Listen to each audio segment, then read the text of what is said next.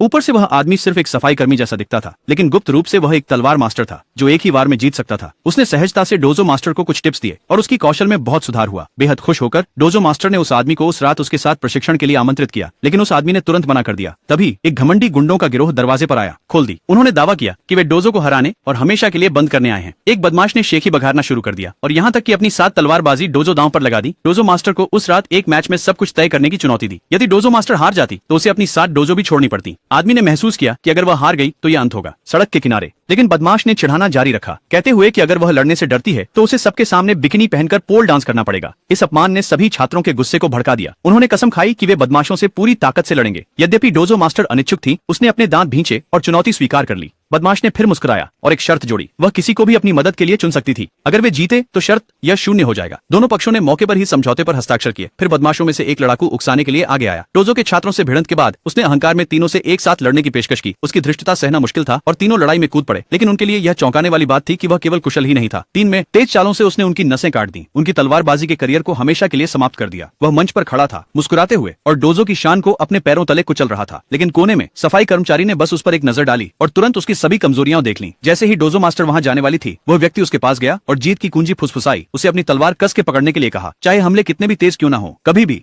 छोड़ देना। Dojo master हिचकिचाए, क्योंकि वास्तविक लड़ाई सैद्धांतिक ज्ञान की तुलना में कहीं अधिक कठोर होती है। लेकिन उस व्यक्ति ने उसे भरोसा करने को कहा। आसपास के लोगों ने अपना आपा खो दिया और फेंसिंग के ज्ञान के बिना उसे सलाह देने के लिए उसकी आलोचना की, लेकिन उस व्यक्ति ने उन्हें अनदेखा किया और डोजो मास्टर से योजना पर टिके रहने को कहा। किसी ने सुझाव दिया कि वह खुद ऊपर जाकर दिखाए, लेकिन वह व्यक्ति समय बर्बाद नहीं करना चाहता था, सोचते हुए कि अगर वह उस एहसान के लिए नहीं होता तो वह नहीं, बिल्कुल भी परेशान नहीं। दबंग इसे और सहन नहीं कर सका और उसने डोजो मास्टर से आगे बढ़ने के लिए कहा। उसका मजाक उड़ाना न भूलते हुए उसने एक और शर्त भी जोड़ दी, अगर वह हार गई तो उसे डांस करने और उनके डोजो में मजदूर बनने के लिए। डोजो मास्टर ने विचलित हुए बिना पूछा कि अगर वह हार गया तो क्या होगा। गुंडे ने मजाक में कहा और उदारता से वादा किया कि अगर वह हार गया तो वह सबके सामने घुटने टेककर माफी मांगेगा। और फिर द्वंद्व शुरू हुआ। पहले तो डोजो मास्टर साफ तौर पर हार रही थी। जब वह गिरने ही वाली थी तभी उसे उस आदमी द्वारा सिखाया गया महत्वपूर्ण कदम याद आया, लेकिन गुंडा चिल्लाकर कहता रहा कि वह हार मान ले और डांस करे। यह सुनकर सभी लोग जोर से चिल्लाए कि वह जीते। उसने अपनी सारी ताकत इकट्ठी की, हवा में सुंदरता से छलांग लगाई और एक तीव्र मुकाबले के बाद विरोधी की तलवार जमीन पर गिर गई। इसे देखकर हर कोई बिल्कुल स्तब्ध रह गया।